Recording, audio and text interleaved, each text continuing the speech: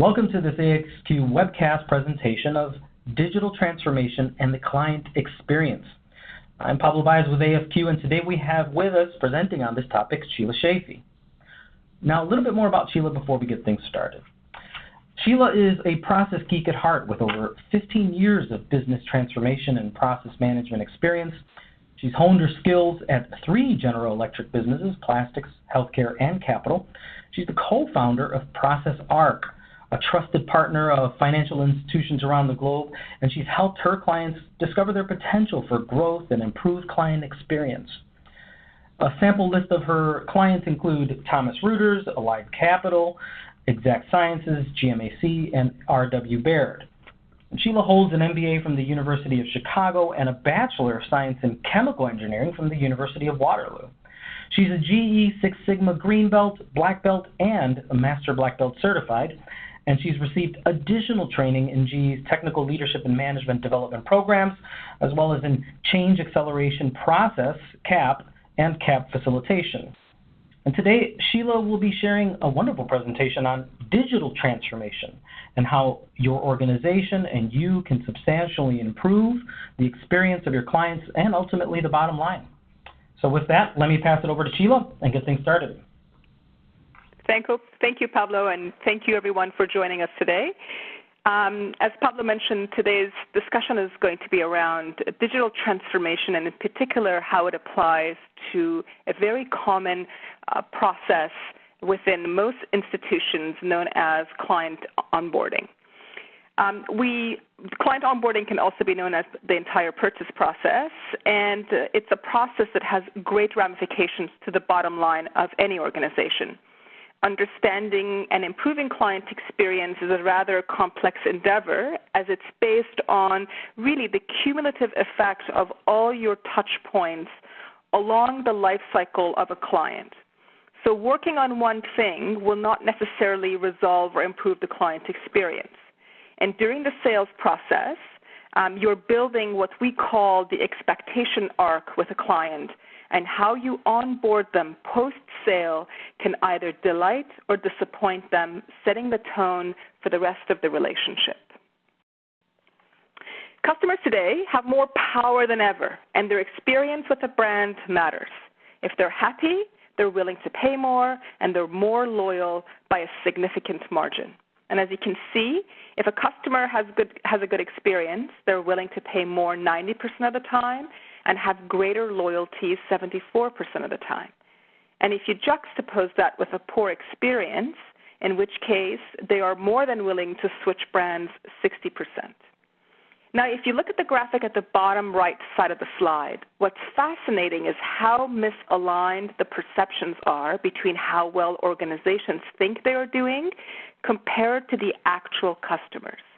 So while 82% of organizations think that they are delivering superior client experience, only 8% of their customers actually agree with them. And that difference, that margin of misalignment, creates tremendous opportunity for looking at ways to improve the client experience. If one of your firm's objectives is centered around client experience, there needs to be a recognition that really this is a multi-year journey, and it typically starts in what we define as phase 1, which is focused on core transformation. That's essentially about identifying and overcoming key points of friction and constraint in everyday business processes, going after seamless data transfer between you and the client. It's also about creating one face to the customer regardless of the product they buy, the region that they do business in, or the rep that they contact. And once the foundation has been built, then you can really begin to reap the benefits of phase 2 and the ideas like artificial intelligence, big data analytics, omni-channel, and robotics. That doesn't mean that phase 1 and phase 2 need to be executed to in a perfectly linear fashion, but it's rather impossible to implement an omni-channel strategy or truly reap the benefits of artificial intelligence and robotics until you have elements like seamless data flow in place. Now let's talk a little bit more about what core transformation is all about.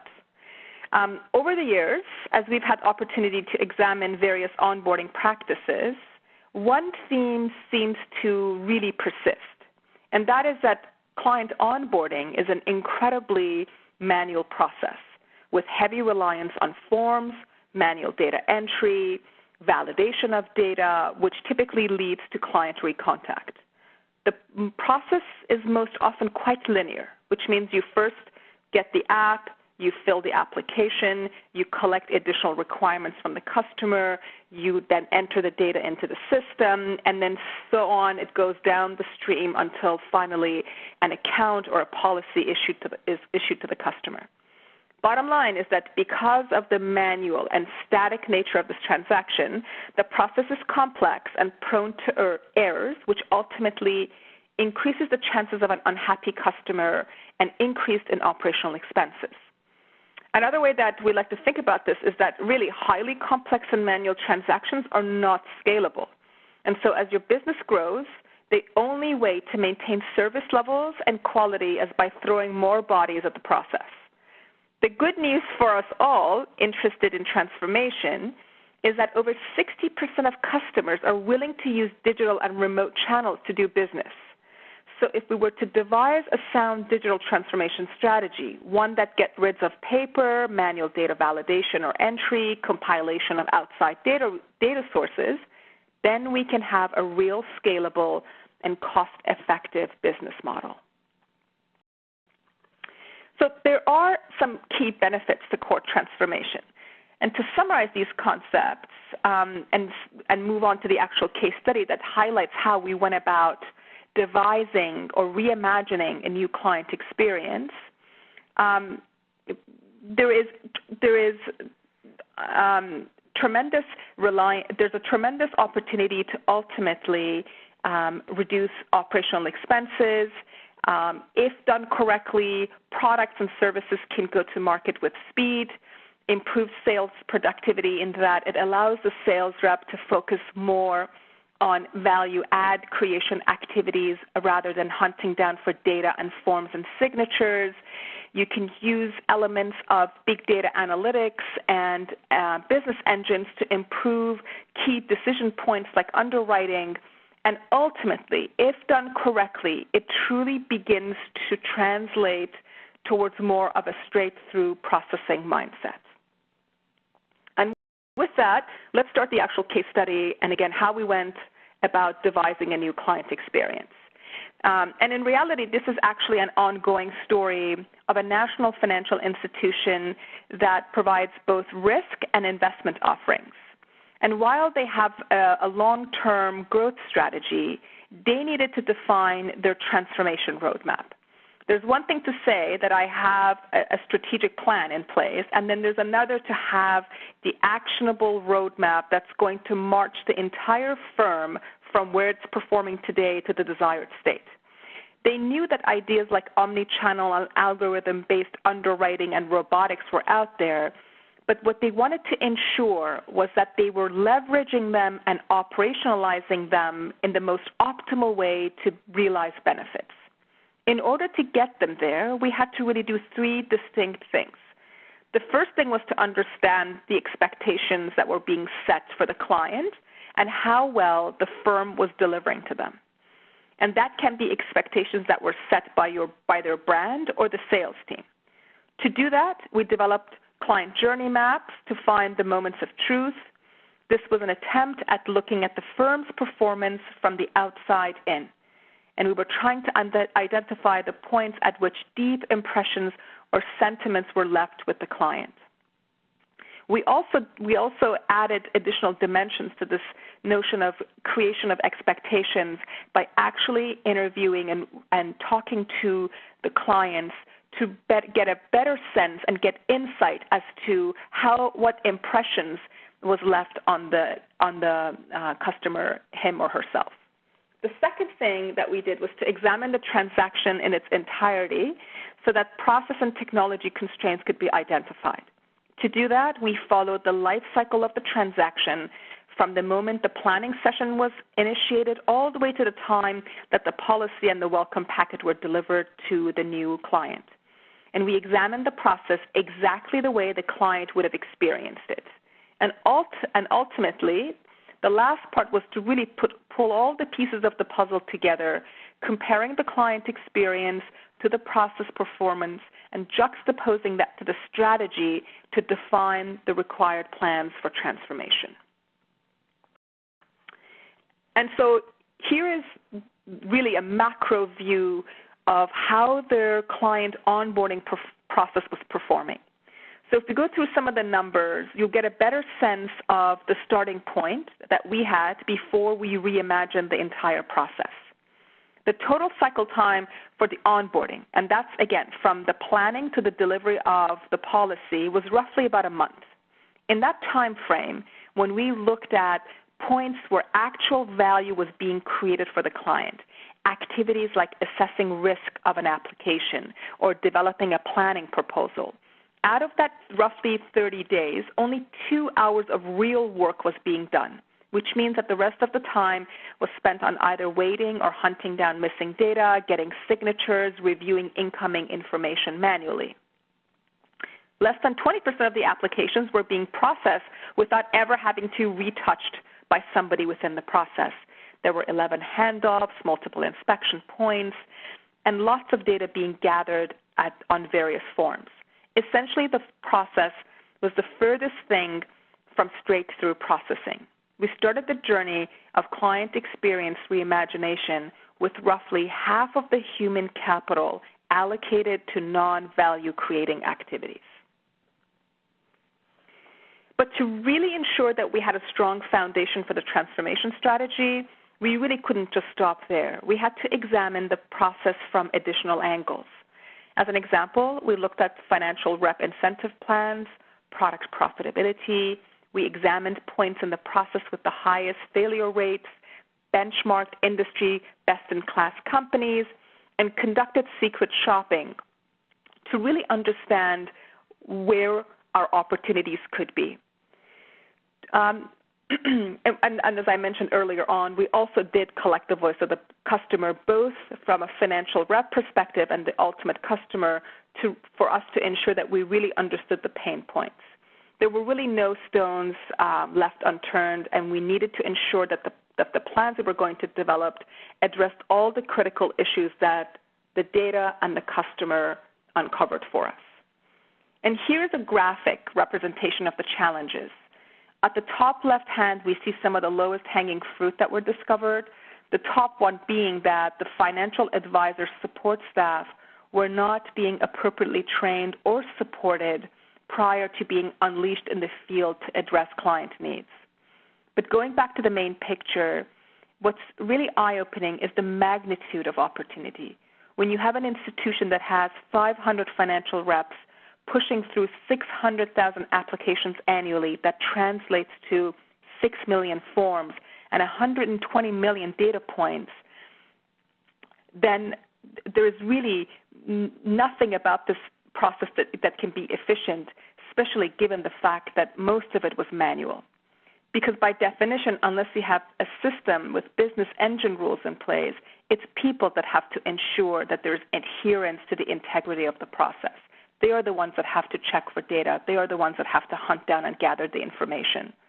And that just means that we had tons of rework and, again, inspection points built into the process, which ultimately, when we calculated the cost and the opportunity to the business, it was over $100 million of expenses that we could reimagine and reallocate if we were to think about the process differently.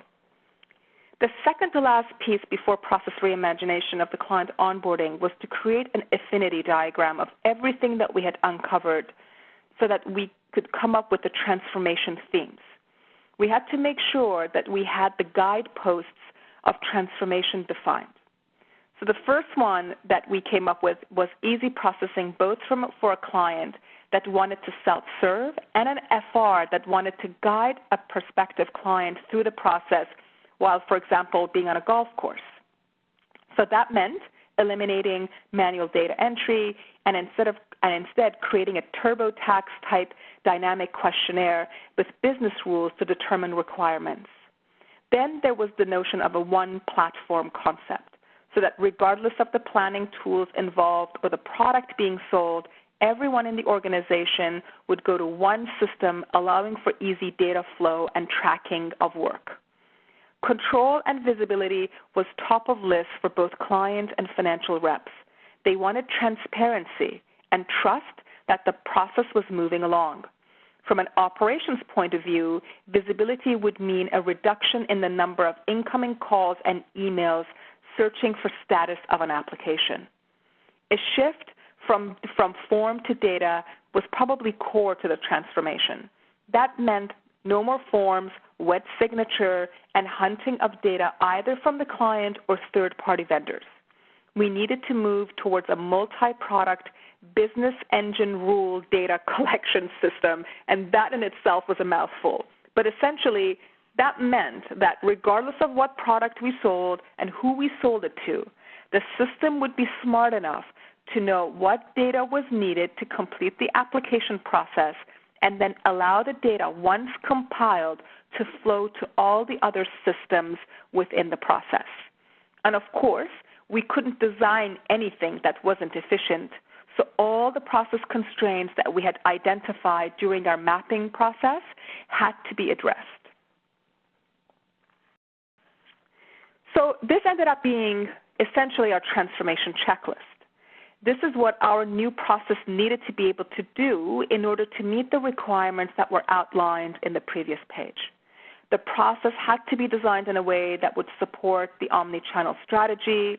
It could determine and collect required data, pull in outside information, allow for data to flow between systems, use algorithms to determine risk levels of an insurance application, offer additional products, and segment work based on client value, and ultimately be able to deliver the documents if the member or the client opted to, using e-delivery and e-signature. Essentially, if you think about it, this was our process reengineering requirements list that was compiled based on all the activities that we had done up to that point in time. And here is the 50,000-foot level view of the process that we redesigned. We, of course, had to build out the detailed level version of this map all the way down to the keystroke level with all the steps and the corresponding requirements so that the operations and the IT team could define their respective actions.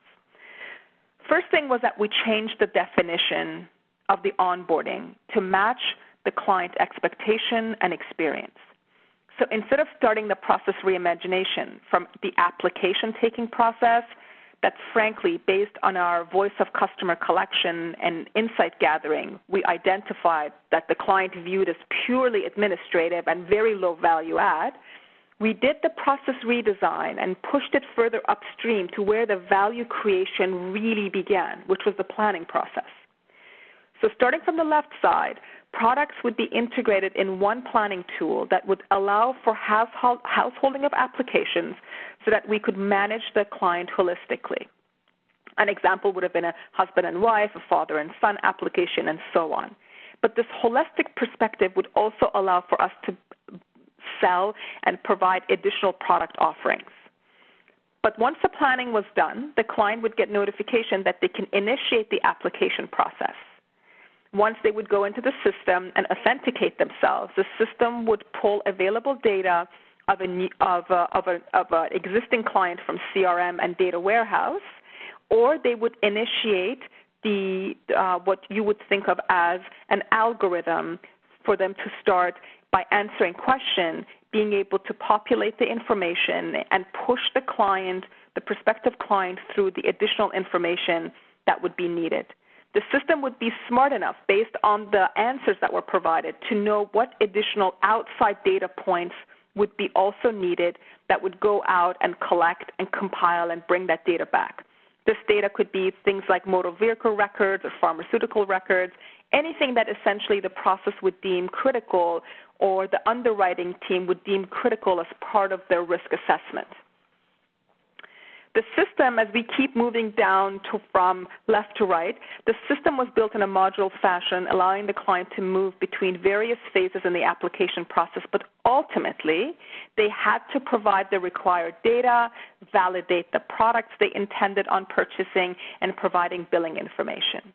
And all the while, the FR can monitor where the client is in the process and can provide assistance if the client abandoned the process for too long.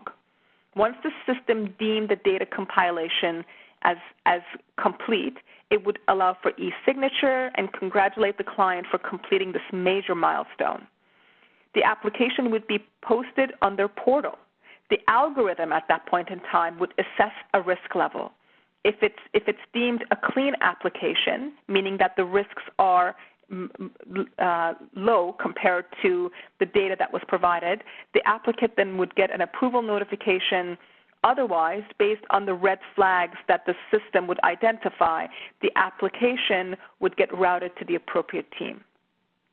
At this point in time, the application would get submitted to the operations team, and then we had to design a second piece that would address what happens post-submission to the organization and how the information would need it to flow, but hopefully we can review that at another presentation.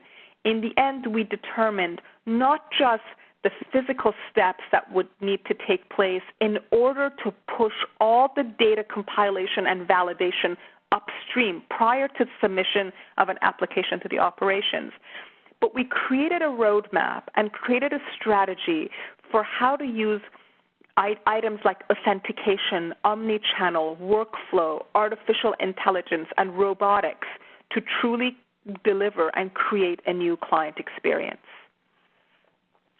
In the end, we are to reimagine client. If we are to reimagine client experience properly, the cost reduction and efficiency are really icing on the cake. The real financial gains come from building a relationship that's based on providing transparency, empowerment, convenience, and consistency, all further building the trust needed to retain and do more business with the clients you already have. And with that, I will pass the baton back to Pablo, our partner at ASQ. Thank you so much, Sheila, for taking the time to share this valuable and wonderful presentation. Wow. Everything from strategic alignment to using quality tools like VOC, affinity diagrams, process flow, critical to quality, and then finally using and leveraging things like big data analytics.